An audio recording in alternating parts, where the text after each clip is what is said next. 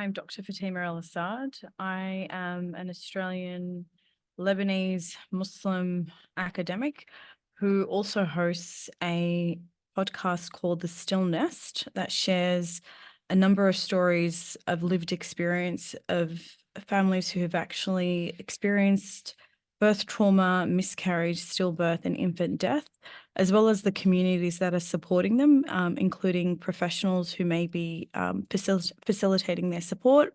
I'm a mum to 2 living babies and 1 in heaven. One's 1 and 4. They're both boys, and they both keep me exceptionally busy outside of all the little projects that I work on. I've experienced both miscarriage and stillbirth. I lost my daughter Aya in 2021 in January, and she was born still. And the year following, I also experienced an early miscarriage. Both experiences have been quite isolating and devastating in their own way. And I guess because I've experienced both, I can definitely attest to that. Grief really does underlie both experiences, even though that they were at different gestations, which is often a misconception around losing a baby. My experience within the healthcare system was quite good in the sense that I actually had a GP who I had built rapport with prior to falling pregnant. And I guess she was my point of contact at the early stages of the pregnancy. And then again, she was working with my chosen obstetrician through the private system to ensure that my pregnancy was progressing and I was getting the sort of care that I needed. It wasn't until really post my stillbirth, at the time between the hospital and the home, that I felt really unsupported. I actually had an exceptionally amazing bereavement social worker. However, she did tell me, I don't actually have any resources that I can give you that incorporate your faith and cultural aspects to better support you on your journey. And at that moment, I really didn't, it went over my head. I really didn't understand why that was going to be such a huge issue until I realized actually I was being left in this sort of the silos or the isolation of not being able to get the right help that understood the impact of grief and loss with somebody that had my background or the experiences, my previous experiences or cultural experiences. So it's that major gap for me that really drove my motivation to start understanding the experiences of other families who were traversing, baby loss or the journey through baby loss. I want to put that into a cultural sort of barrier that families may experience where you don't openly share information like that. And it's only until you hear about somebody else that these stories are sort of come out. And it's probably not the right time for them to come out either, because it can actually be quite burdensome for a family who's going through that to then have to carry a lot of those stories along their own journey. From that, I can tell you that they really, really needed a safe space to sort of share their wishes. They did not want for somebody to assume that just because they looked a certain way or that they identified with a certain faith, that they wanted to have the flexibility and I guess the space to be able to just share. And for healthcare workers not to assume that both partners, upheld the same beliefs and wanted the same thing in terms of within a healthcare setting and also post a healthcare setting. And I guess what was important to them was to actually have some shared decision making and power sharing. And I feel like some of the community members had pre-existing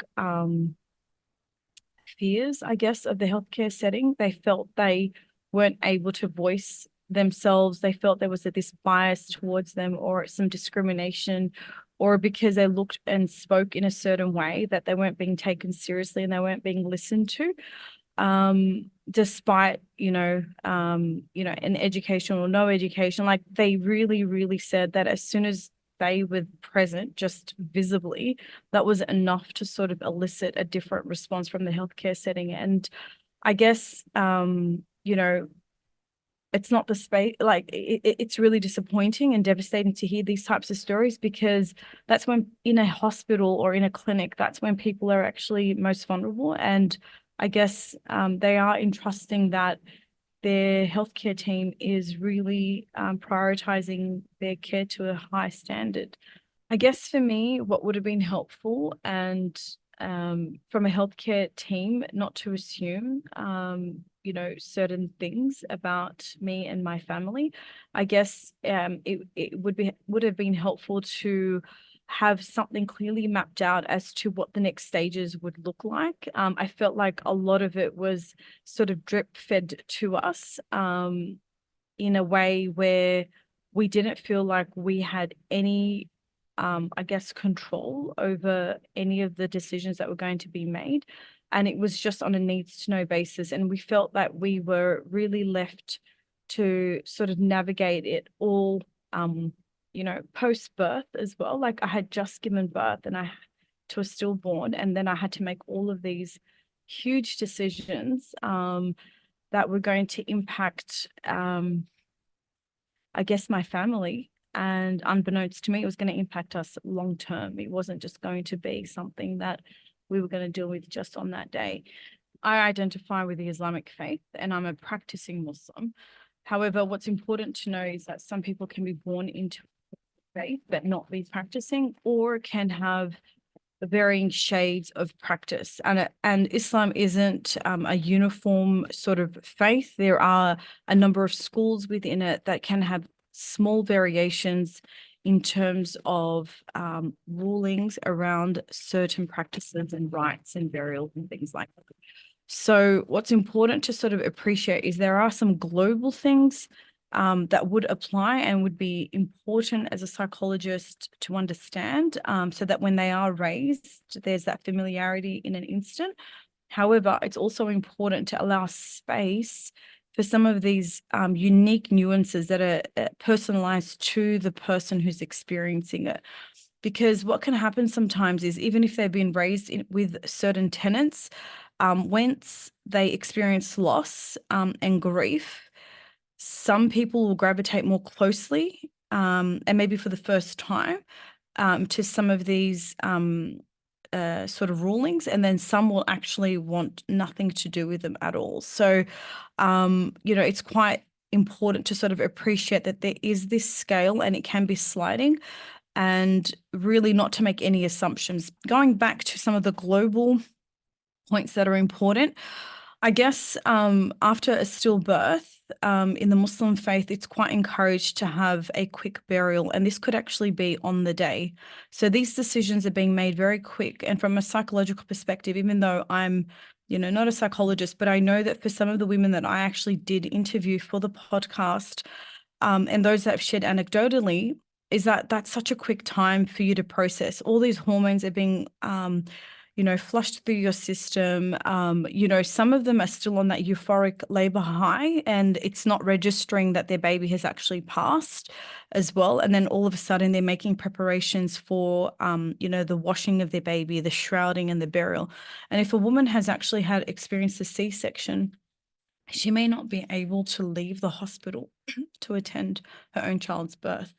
And I think that's something that is really important for healthcare teams to understand as well, that there's some provisions need to be made for, circumstances like that, because not having that final closure in that burial, it's a very tactile and sensory process to sort of see that your baby is now gone.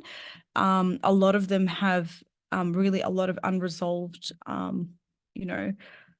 pain around not being able to be there. And that's for women who, weren't able to be discharged from the hospital for whatever reason.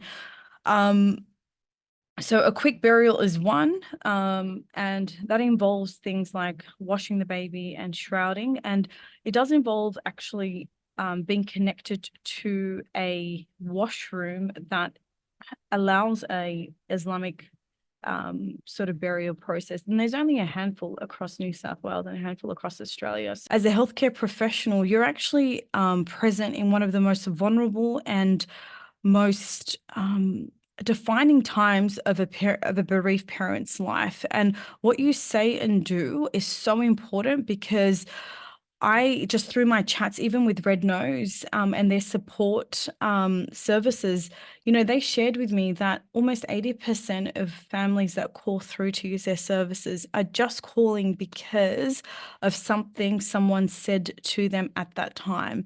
And it's so important to appreciate that how they act and how they treated during that time, even by the healthcare team, can really reverberate months and years down the track. I guess the most thing that sticks out is when you just needed that one person in that room, so one of your healthcare team, to actually just be soft and kind and just allow you the space to just be. Everybody sort of experiences baby loss very differently, and just not being what's the word, like the center of your story, but just on the outside, and allowing you that space to sort of experience the grief, and ride the waves, and ask your crazy questions, and just have that pouring of whatever it is without judgment. That's what it is. They just need a safe space that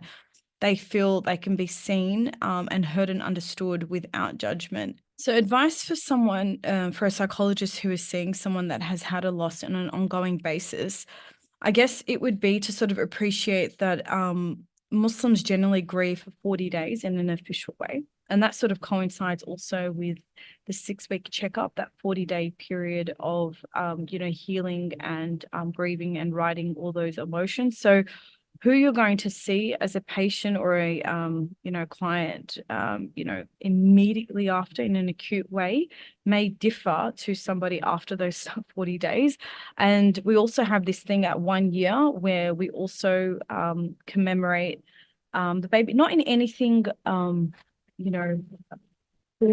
anything like that. Some people choose to do recitals and things like that of the prayers, but it's a very simple way. It's just a consolidation of that grief and that loss, and a commemoration of it. And I feel like the 40 days and the 1 year are just good time frames to sort of keep in mind, is how far into the journey are they. And after the immediate burial and the impact of, I guess, family, and the impact on their relationship. So if they're in a relationship, I feel like psychologists should really have that as a consideration, as to whether the partner is also getting support, and whether the partner is also bringing in a number of barriers to the grieving process in a healthy way. And a lot of the stories I heard were sharing that how their relationships were being significantly impacted by losing a baby. And because they were getting help through a psychologist and the other person wasn't, it just felt like they needed to just sort of do their own thing, just to sort of keep their head afloat, and not really nurture the relationship at all, because there was no capacity to. And it was really hard seeing the other person sort of not do well during that phase. So considerations would be, intimate relationships, family dynamics, the impact of that consolidation of grief periods that I'm talking about. And yeah, just sort of understanding whether there's any acceptance or space for them to talk openly and acknowledge their loss, because usually it's something that's done in so much privacy. And there's a lot of shame as well linked to not being fertile. One thing that I'd probably want to add is just understanding that grieving in an Islamic or a cultural space can be a very communal thing too. And I feel like a lot of the resources are usually focused just on the mother, which is fair enough. It's a huge impact that we carry. But some considerations need to be made for a supporting partner, a husband, a father, whatever. Grandparents, uncles and aunts, siblings who have lost a sibling, I guess. And there isn't much in this space at all to sort of consider them. And because in our communities we do grieve collectively, it can be very difficult to do it in a healthy way when the others are not getting the support they need, and the education they need, and the tools and the resources to sort of navigate it as well.